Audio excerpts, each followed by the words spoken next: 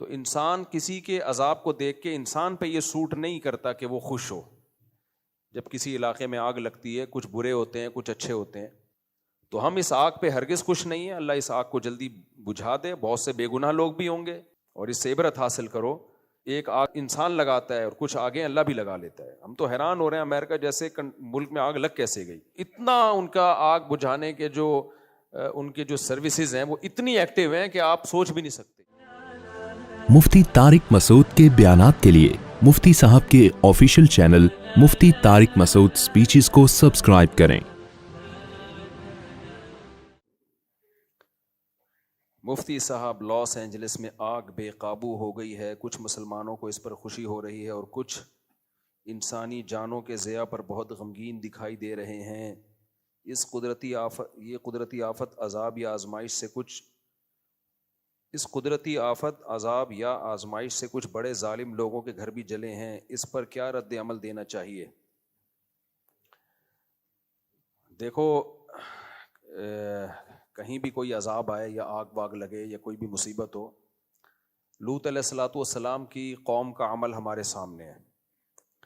وہ گناہوں میں مبتلا تھی. جب ان پر عذاب کے لیے اللہ نے فرشتے بھیجے تو فرشتوں نے پہلے ابراہیم علیہ السلام کو آ کے خبر دی، ارسلنا الی قوم لوط، ہم قوم لوط کے پاس آئے ہیں اور ان کو تباہ کرنے کے لیے آئے ہیں. تو ابراہیم علیہ السلام نے اس پہ خوشی نہیں منائی تھی. قرآن کہتا ہے یجادلنا فی قوم لوط، ابراہیم علیہ السلام ہم سے جھگڑنے لگے. یعنی اللہ سے تو کون جھگڑ سکتا ہے. مطلب یہ کہ اتنی لجاجت آہوزاری کی کہ عذاب نہ آئے، کہ گویا کہ لڑ رہے ہیں. یہ مبالغہ ہے. اور اللہ نے فرمایا ان ابراہیم لحلیم اواہ منیب، نرم دل تھے، بردبار تھے. تو انسان کسی کے عذاب کو دیکھ کے انسان پہ یہ سوٹ نہیں کرتا کہ وہ خوش ہو. ہمیں تو بس اللہ کے عذاب سے پناہ مانگنی چاہیے کہ اللہ نے جو کافروں کو بھی عذاب دینا ہے آخر میں ہی رکھے. دنیا میں اللہ کسی کو عذاب نہ دے. تو اس پہ خوشی نہیں بنتی جو آگ لگی ہے. یہ جب مان لیا جائے کہ وہ سارے ظالم ہی ہیں. ایسا ہوتا بھی نہیں ہے. جب کسی علاقے میں آگ لگتی ہے کچھ برے ہوتے ہیں کچھ اچھے ہوتے ہیں. البتہ اتنی بات ضرور ہے کہ یہ عبرت کی بات ضرور ہے. غزہ میں جب آگ لگی ہے، جو روزانہ آگ لگ رہی ہے، روزانہ بم برسائے جا رہے ہیں جس میں معصوم بچے جل رہے ہیں، اس آگ پہ کوئی نہیں روتا. یہاں جب آگ لگی ہے تو پورے میڈیا نے اس کو فوکس کیا ہوا ہے، کوریج. تو ہم یہ نہیں کہہ رہے کہ اس آگ کو آپ کوریج نہ دیں، اس کو بجھانے کی کوشش نہ کریں. یہ جیسے انسان ہیں تو غزہ میں رہنے والے بچے، عورتیں، وہ بھی تو انسان ہیں.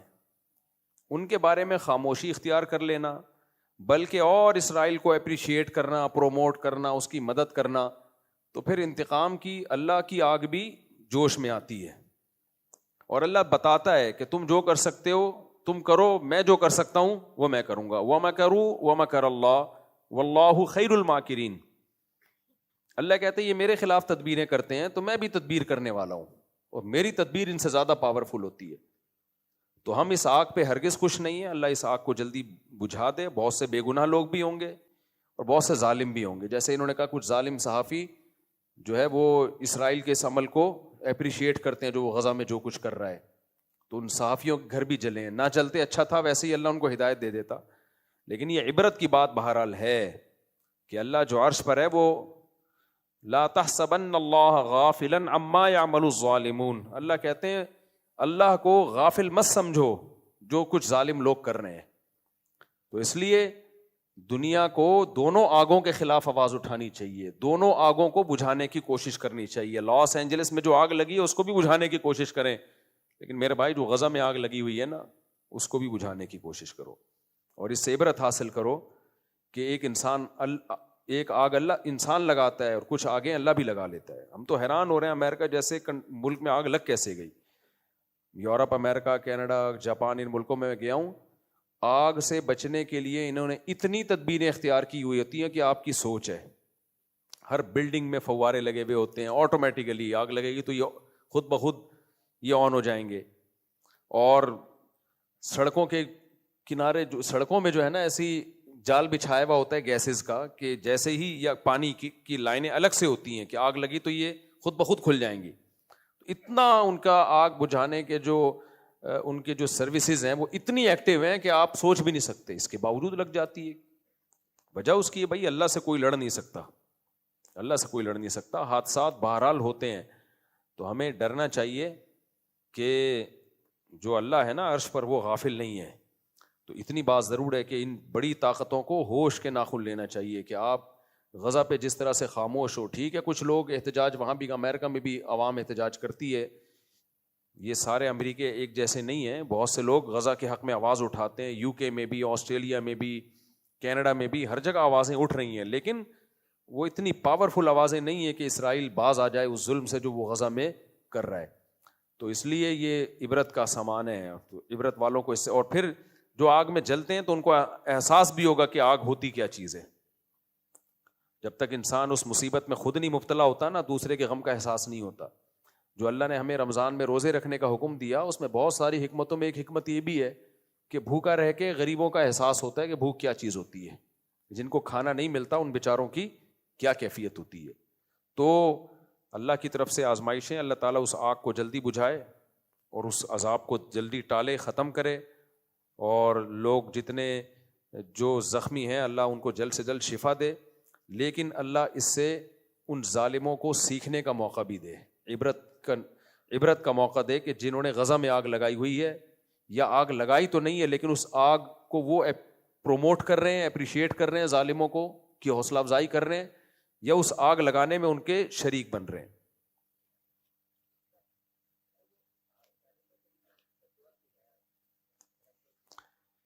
دیکھو ظالموں کے لیے بد دعا کی جائے تو وہاں سارے ظالم نہیں ہے نا، مسئلہ یہ ہے. اسپیسیفک ظالم کے لیے بد دعا کرنا تو جائز ہے، وہ بھی شدید حالات میں جب ظلم بہت بڑھ جائے تو اللہ نے اجازت دی ہے، لیکن پھر وہ صرف ظالم کی حد تک محدود رکھی جائے نا. میں گیا ہوں لاس اینجلس، سارے ظالم نہیں ہیں وہاں، بہت سے نیک لوگ بھی رہتے ہیں، بہت سے امریکی بھی ایسے ہیں جو اسرائیل کو سپورٹ نہیں کرتے، وہ غزہ کے حق میں، وہ غزہ پہ جو ظلم ہو رہا ہے اس کے خلاف ہیں. لیکن جب اس طرح کے اجتماعی عذاب آتے ہیں وہ تو سبھی لپیٹ میں آتے ہیں پھر اس کی. آج کل بہت سی امریکیوں کو مسلمان بنانا دنیا کا سب سے آسان کام ہے. باہر ملکوں میں ایک چیز کا ہمیں اندازہ ہوا کہ وہاں سب سے آسان کام غیر مسلم کو مسلمان بنانا ہے. تو وجہ اس کی ہے کہ وہ خالی کاغذ کی طرح ہیں، ان کی خاندانی روایات تو ختم ہو گئی نا. انڈیا میں جب ہندو مسلمان بنتا ہے نا تو اس کی پرمپرا اور پیچھے پورا خاندان اور وہ دھمکیاں اور قتل. گوروں کے یہاں تو یہ سیٹ اپ ہی نہیں ہے، چچا ماموں والا، صحیح ہے نا. اس کی انڈیویجول لائف ہے، وہ لائف کو انجوائے کر رہا ہے، اس کو تمیز سے بات سمجھاؤ وہ سمجھ جائے گا، وہ مان جائے گا وہ. لیکن وہاں کوئی تمیز سے یہ کام کر نہیں رہا، کر رہے ہیں لیکن بہت محدود پیمانے پر کام ہو رہا ہے. ورنہ کوئی صحیح طریقے سے کام کرے نا. اچھا بہت سے تنظیمیں ہیں جو کام کر رہی ہیں، جو ہم نے اتنے ہزاروں مسلمان کر دیے، ٹھیک ہے ان کو اپریشیٹ کرنا چاہیے ان تنظیموں کو، لیکن وہ جو انہوں نے مسلمان کیے ہوتے ہیں نا، وہ ان کی اتنی ایفرٹ نہیں ہوتی، وہ خود ہی مسلمان ہونے کے لیے تیار ہوئے بیٹھے ہیں لوگ. میں ملاوی گیا تو ایک بندہ لانچ میں نہیں، جس کی میں نے ولاگ بھی بنایا، ایک افریقی آیا، کرسچن تھا، وہ کہتا ہے میں ہماری داڑیاں ٹوپیاں دیکھی، کچھ مستورات بھی تھیں ہمارے ساتھ، تو وہ ان کا پردہ وردہ بھی، نماز سب دیکھا اس نے، تو ان کی عورتوں کو تو پردہ ہی نہیں ہوتا. تو یہ چیز ویسی اٹریکٹ کرتی ہے یار، کہ ان کی خواتین ہیں کیسی با پردہ، بچیوں نے بھی اسکارف پہنے ہوئے ہیں، بچوں کے بھی پورے ڈریس ہیں. یہ چیز خود انسان کو، ہر خاندانی آدمی چاہتا ہے یار کوئی تمیز کی زندگی ہو. تو وہ آیا اور کہنے لگی یہاں سے یورپ جاتے ہیں لوگ، لڑکے سوچتے ہیں ابے یار اس ٹرک میں جا رہے ہوتے ہیں. تو یہ سب 2-4 دن کے مزے ہیں، اس کے بعد یہ نیچرل لائف نہیں ہے. انسان کو پردے والی عورت ہی اچھی لگتی ہے، اپنی بیوی بیٹی ماں کو سب لوگ، مرد پردے میں ہی اچھی لگتی ہے اس کو، وہ کہ یار پردے میں ہی رہے، بیوی بھی پردے میں ہی اچھی لگتی ہے. تو عجیب سا. میں تو وہاں گیا نا ایک گھر میں کسی اس کنٹری کا نام نہیں بتاؤں گا، میں نے پہلے بھی واقعہ سنایا تھا. تو مجھے انگریزوں کے گھر اندر سے دیکھنے کا بڑا شوق تھا کہ یار ان کا کلچر تو نظر آئے. تو ایک کنٹری میں ہمارا جانو انگریز نہیں تھے وہاں پہ، غیر مسلم تھے، گورے نہیں تھے، لیکن گوروں کے ٹائپ کے ہی ہو گئے ہیں ساری دنیا. تو وہ بھی بڑا ترقی یافتہ ملک تھا. تو میں نے ان سے کہا یار تھوڑا مجھے گھر کے اندر کو تو دکھاؤ نا کیا ہے. تو وہ ان کے پڑوس تھے، انہوں نے بات کر لی. ایک انکل باہر کھڑے ہوئے تھے، ان سے اجازت لی کہ یہ اسکالر ہیں، پاکستان سے آئے ہیں، یہ آپ کے گھر کے اندر کا سیٹ اپ دیکھنا چاہ رہے ہیں کیا ہوتا ہے، یعنی کیسے رہتے ہیں آپ لوگ، ہمیں یہ ہے شوق بہت. اس نے پی ہوئی تھی نا، قمیض اتاری بھی تھی, شکر ہے نیچے پہنا ہوا تھا, ورنہ پینے کے بعد بعض دفعہ وہ سمجھتا ہے کہ پہنا ہوا ہے, وہ ہوتا نہیں ہے پہنا ہوا. اوپر سے قمیض اتری بھی, تو میں نے کہا قابل برداشت ہے. تو گھوم رہا ہے نا, اس نے کہا ہاں ٹھیک ہے چلے جاؤ. اب ہم لوگ جب کسی کو گھر میں لے کے جائیں, پہلے بیگم پردہ کر لو, ایسا ہی ہوتا ہے نا, مستورات ایک سائڈ پہ ہو جائیں. اس نے کہا گھس جا, اسپینش زبان میں بولا وڑ, ٹھیک ہے نا. ہم نے کہا یار کوئی پردہ کچھ بھی نہیں.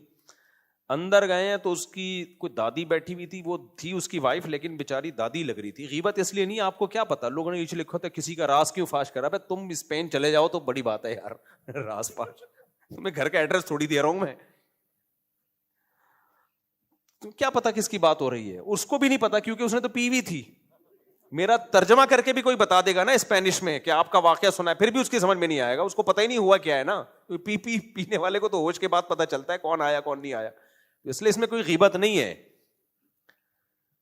تو جب میں اندر گیا ہوں تو ایک بڈیا بیٹھی ہوئی, اللہ معاف فرمائے, اس نے, اور بس وہ اوپر کا تھوڑا بہت, بھائی یار بوڑھی عورتیں اس ڈریس میں اچھی لگتی ہیں, بیٹھی ہوئی کوئی فلم دیکھ رہی ہے. وہ مجھے اپنی دادی یاد آئیں. یار ہماری دادی کیسی نورانی چہرہ ان کا یار. وہ بڑھیا اس کی بیوی تھی, بعد میں اس نے بتایا, وہ بیچاری جلدی, وہ بڑی عمر کی خاتون سے شادی کر لی ہوگی, خیر وہ تو ان کا پرسنل معاملہ ہے, کوئی ایسا مسئلہ نہیں ہے یہ. تو مجھے اپنی دادی یاد آئیں. میں نے کہا یار ایک ہماری دادیاں نانیاں ہوتی ہیں, نانی بھی یاد آئیں, دادی بھی, کیسا سر پہ ان کے وہ ہوتا تھا اور ہاتھ میں تسبیح, مصلے پہ بیٹھی ہوتی تھیں, قرآن پڑھ رہی ہوتی تھیں. اتنے چادریں تھیں نا ہماری دادی کی ایک ہی مصلے پہ, اور وہ اپنے زمانے کے جہیز کا ایک بکسا رکھا ہوا تھا. ان کی انٹرٹینمنٹ ہماری دادی کی تھی کتھا پان, ایک پورا وہ ڈبہ تھا, اس میں سروتا اور کتھا اور چونا اور یہ زیادہ یہ تھا, وہ لگایا یوں رکھا اور پھر اپنا اللہ اللہ کرنا لگی. اور زیادہ انٹرٹینمنٹ کے لیے غیبتیں کرتی تھی پڑوسیوں کی, اللہ مغفرت فرمائے. اڑوس پڑوس کی نا ہر وقت یہ چل رہی ہوتی تھی. میری والدہ اور میری دادی ساس بہو تھے نا, ٹائم اچھا پاس ہو جاتا. وہ بہن وہ آئی تھی, وہ بہو وہ کہہ رہی تھی. اچھا میری والدہ کی عمر بھی 60-65 سال ہو گئی, ان کو دلہن کہتی تھی, کیونکہ جب وہ رخصت ہو کے آئی تو دلہن تھی نا, تو ہم کہتے تھے اب تو 65 سال کی دادی بن گئی ہیں, نانی بن گئی ہیں, اب بھی ان کی زبان پہ ہی تھا دلہن, کیا کر رہی. خیر, تو میں نے کہا یار ایک ہماری دادیاں ہوتی ہیں اور یہ بیچاری, اور گھر میں کوئی تیسرا فرد نہیں. ہمیں دیکھا انہوں نے ہائی ہائی فائن اسپینش میں کچھ بولا, انگلش میں بھی کچھ ٹوٹی پھوٹی انگلش. مجھے خیال ہوا تھا ہمیں دیکھ کے تھوڑا سا ہوگی, تھوڑا ہوتا ہے نا, نہیں بھائی وہ تو سب کا اسٹائل ہی ہے, یہ اس کو وہ ان کا کلچر ہے, یہ اس کو برا نہیں سمجھتے. ہم نے کہا ہائی ہائی فائن, اس نے کہا فائن. پتہ نہیں کوئی انگلش کوئی لگی ہوئی تھی اس میں, کوئی ڈاکومنٹری. گھر بس ٹوٹل یہی, سب کا یہی حال ہے بیچاروں کا یار. اور وہ اتنی پرانی چیزیں گھر میں, پورا گھر سامان سے بھرا ہوا, اور بہت سارے ملکوں کے کوئی جھنڈے اور علامتیں. میں نے پوچھا یہ کیا ہے, اس نے بتایا کہ ہم جس کنٹری میں اپنے ہسبینڈ کے ساتھ میں گئی ہوں تو اس کا ہم نے ایک فلیگ لا کے رکھا ہوا ہے تاکہ یادگار رہے. اتنے ملکوں میں, یعنی محبت والے میاں بیوی تھے, پوری دنیا گھومے. کیا محبت کے 4 بچے نہیں ہو سکے تمہارے یار. محبت کا تو پتہ چلتا ہے کہ اللہ کے بندو تم چاہتے ہو اولاد ہو, ہم دونوں مل کے پالیں, وہ ہے نہیں. پھر شاید ایک آدھ بچہ تھا, وہ پتہ نہیں کہاں شارٹ تھا, وہ 18 سال کا ہوتا ہی کہ مارکیٹ سے شارٹ ہو گیا. مجھے زیادہ ترس آ رہا تھا اس بیچاری بڑھیا پہ کہ یار مجھے بیٹا بنا لو, میں تمہاری خدمت کروں گا. کوئی ایسے یار, اب یہ اور بوڑھی ہوگی تو کیا ہوگا اس بیچاری کا. تو یہ حالات چل رہے ہیں مارکیٹ میں, سمجھ رہے ہو کیا بات. یہ میں نے شروع کہاں سے کی تھی, یہ کس پہ, نہیں یہ بات یہ واقع. ہاں تو اب مجھے ایک بات بتاؤ, یہ جب اسلام کو سنیں پڑھیں, ان کا تو بہت اٹریکشن ہے بھائی. امریکہ میں ایک بڑھیا مسلمان ہوئی اس لیے کہ اس نے جنازہ دیکھ لیا کسی کا, اور وہ مسلمان بھی بڑے لبرل سے تھے, کوئی بہت مذہبی نہیں تھے. ان کی دادی کا انتقال ہوا امریکہ میں, انہوں نے غسل دیا, کفن دیا, جنازہ رکھا, پڑا بڑی تمیز سے جا کے. وہ بڑھیا نے, انگریز نے کہا بھائی کتنی تم عزت مردے کو دیتے ہو, میں تو مر گئی تو مجھے تو پتہ نہیں جلا دیں گے کیا کریں گے. میرے بچے بھی آئے گا بھی کہ نہیں آئے گا. وہاں گاؤں دیہاتوں میں فیملی سسٹم ہے, لیکن شہروں میں تو یہی حالات چل رہے ہیں. تو مجھے تو پتہ نہیں کیا کر دیں گے. تو میں اگر مسلمان ہو گئی مجھے بھی یہ پروٹوکول ملے گا. انہوں نے کہا ہاں بھائی یہ تو جو بھی مسلمان ہو اس کو ہم غسل کفن کے بغیر نہیں دفناتے. وہ مسلمان ہو گئی. تو میں وہ افریقہ والے کا بتا رہا تھا, ملاوی میں نا, تو وہ لانچ میں ہمارے ساتھ آیا اور جب دیکھا بھائی خواتین نے پردہ بھی کیا ہوا ہے, بچوں نے بھی بڑی تمیز کے بیٹھے ہوئے ہیں, اور سارے ہمارے ساتھ تبلیغی ٹائپ کے لوگ داڑھیوں والے, تو اس نے آ کے بات کرنا شروع کر دی, میں بھی اسلام لانا چاہتا ہوں. تو ہم نے پھر اس کو تبلیغ کی سمجھایا. پھر میں نے ان کے ذمہ لگا دیا بھائی اس کو کلمہ پڑھا دینا. میں نے کہا میں تو جا رہا ہوں, تم نے نہیں پڑھایا نا الٹے لٹکے ہوئے ہوگے قیامت کے دن تم. پھر میں نے فون کر کے پوچھا بھی. تو وہاں مسلمان کرنا کوئی اتنا مسئلہ نہیں ہے, مسئلہ ہمارے ساتھ ہے. مسلمان کر کے سنبھالتے ہی نہیں ہمارے لوگ. کوئی ایسے کچھ سیٹ اپ ہی نہیں ہے بڑا سیٹ اپ کہ ان کو سنبھالا جائے پھر ان کو تبلیغ کی جائے کوئی. تو میں اس پہ بھی سوچ رہا ہوں, کچھ کر بھی رہے ہیں, ایسا نہیں ہے سارے ایسے نہیں ہیں, لیکن کچھ لوگ کر بھی رہے ہیں اس پہ. خلاصہ یہ نکلا کہ اس وقت دنیا میں جو ہٹ دھرم اور ضدی ہیں ان کی تو میں بات ہی نہیں کر رہا, لیکن نارملی غیر مسلم کا اسلام لانا اتنا مسئلہ نہیں. ابھی دیکھو ایک عیسائی آتا تھا یہاں بیان میں بیٹھتا تھا, کرسچن لڑکا تھا, میرا خیال ہے کتنے سال بیان سنا ہوگا. کون جس کے بیچارے کی ڈیتھ بھی ہو گئی ابھی, کون لایا تھا اس کو یار, ادھر ہی کوئی لڑکا آتا ہے بیان میں. تو کئی سالوں یا کئی مہینوں سے بیان سن رہا تھا. مجھے نہیں پتا تھا یہ کرسچن ہے, بیان سن کے چلا جاتا تھا.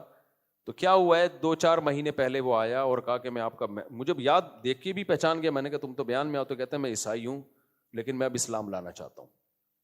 تو میں نے اسے کہا سوچ لو اچھی طریقے سے, غور و فکر کر لو وغیرہ وغیرہ, سمجھایا, پھر چلا گیا. وہ مجھے ڈر بھی لگ رہا تھا انتقال نہ ہو جائے یار, لیکن بہرحال انسان سوچے تو نا. تو پھر اگلے ہفتے دوبارہ آیا, کہہ رہا میں بالکل سوچ سمجھ کے مسلمان ہو رہا ہوں. تو اسلام قبول کیا اس نے, ابھی اسلام قبول کروایا ہے اس کو, یہیں بینچ پہ مسلمان ہوا. میرا کینیڈا کا سفر تھا, میں کینیڈا گیا تو وہاں کسی کا میرے پاس میسج آیا کہ اس کی ڈیتھ ہو گئی ہے, ایکسیڈنٹ میں انتقال ہو گیا. میں نے کہا کون, میں پہچان نہیں رہا, تصویر بھی. میں نے کہا بھائی یہ تو وہی ہے جو ابھی ہے. لیکن مجھے وہ حدیث, ایسے بہت واقعات اپنی زندگی میں دیکھے ہیں بھائی. تو حدیث میں آتا ہے کہ انسان برے عمل کرتے کرتے کرتے ایک بالش جہنم کے قریب پہنچ جاتا ہے, لیکن اللہ کے علم میں ہوتا ہے کہ یہ جنتیوں میں سے ہے. صحیح ہے نا, صحیح حدیث ہے. تو اتنا جہنم کے قریب ہو کر وہ اعمال شروع کر دیتا ہے تو جنتیوں والے ہوتے ہیں. اور اس کے الٹا بھی ہوتا ہے, نیک عمل کرتے کرتے جنت کے ایک بالش قریب ہوتا ہے, لیکن اللہ کے علم میں ہوتا ہے کہ یہ جائے گا کہاں, جہنم میں. عین وقت پہ مرتد ہو جاتا ہے, اس کو پتہ نہیں ہوتا اس کے بعد میری موت ہے. میں نے ایسے اپنی زندگی میں غیر مسلم اور بھی دیکھے ہیں, جوان مسلمان ہوئے 4 دن بعد ڈیتھ ہو گئی ایکسیڈنٹ سے. یا تو یہ بڑے خوش قسمت لوگ ہیں. اس لیے میں کوئی غیر مسلم مسلمان ہونا چاہے نا, اس کو ڈیلے نہیں کرتا بھائی, موت کا کوئی بھروسہ نہیں ہے. ایک واقعہ تو میں بہت دفعہ سنا چکا ہوں. ہم جس مسجد میں رہا کرتے تھے پہلے, وہاں ایک عیسائی لڑکا آیا, ینگ تھا, 22-23 سال کا لڑکا, رمضان میں. اور یہ پرانا واقعہ ہے, جون جولائی کے روزے تھے ہمارے بچپن کے, جون جولائی کے بہت لمبے ٹف روزے تھے. اس میں تو مسلمانوں کا دل چاہ رہا ہوتا ہے کہ یار ہم تو عید کے بعد مسلمان ہو جاتے تو زیادہ اچھا تھا. اتنے لمبے ٹف روزے تھے. ہمارے بچپن کی بات کر رہا ہوں, اور اس وقت ایئر کنڈیشن وغیرہ کی اتنی سہولتیں بھی نہیں تھیں. بہت کم لوگوں کے ایسی اے سی جس کے گھر ہوتا وہ تو مجھے یاد ہے ایک دفعہ ہم کسی بینک میں جانا ہوا, اے سی لگا ہوا تھا. میں اپنے کزنوں کو, ابے بھائی ایسی ٹھنڈی ہوائیں آ رہی تھیں, میں ان کو جا کے بتا رہا تھا او بھائی. تو اے سی بہت کم لوگوں کے یہاں ہوا کرتا تھا. تو وہ لڑکا رمضان میں مسلمان ہوا. ہماری مسجد کے امام صاحب نے اس کو بہت اچھی طرح سمجھایا, سوچ لو, جلد بازی نہیں ہے, کوئی جبری دباؤ تو نہیں ہے, کوئی لالچ تو نہیں ہے. انہوں نے کہا ہم پیسے ویسوں کا تعاون نہیں کریں گے. دیکھنا چاہ رہے تھے نا, بعض لوگ 10 دفعہ روزانہ مسلمان ہوتے ہیں, ایسے بھی ہم نے کچھ غیر مسلم پکڑے ہیں. ادھر آ کے مسلمان ہوا, چندہ لیا, اس مسجد میں جا کے دوبارہ مسلمان ہوا, ادھر سے چندہ لیا. پورے کراچی میں مسلمان ہی ہو رہے ہیں ڈیلی وہ. تو ایسے بھی فراڈی ہیں کچھ. تو دیکھ لیا بھائی نہیں کوئی فراڈ نہیں ہے. تو ہمارے سامنے اس کو پھر امام صاحب نے کلمہ پڑھایا.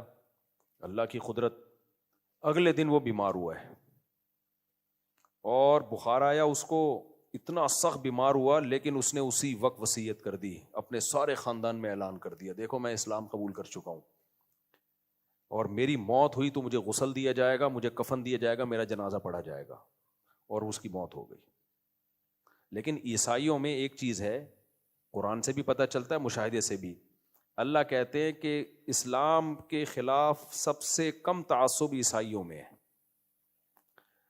وَلَتَجِدَنَّ أَقْرَبَهُمْ مَوَدَّةً لِلَّذِينَ آمَنُوا الَّذِينَ قَالُوا إِنَّا نَصَارَىٰ. سورہ نساء یا سورہ مائدہ کی آیات ہے کہ تم مسلمانوں کا سب سے بڑا دشمن یہود کو پاؤ گے اور مسلمانوں کے سب سے قریب تم عیسائیت کو پاؤ گے. تبھی دنیا میں اسلام قبول کرنے والوں میں جو کنورژن ہے نا، سب سے زیادہ عیسائیوں کی ہے.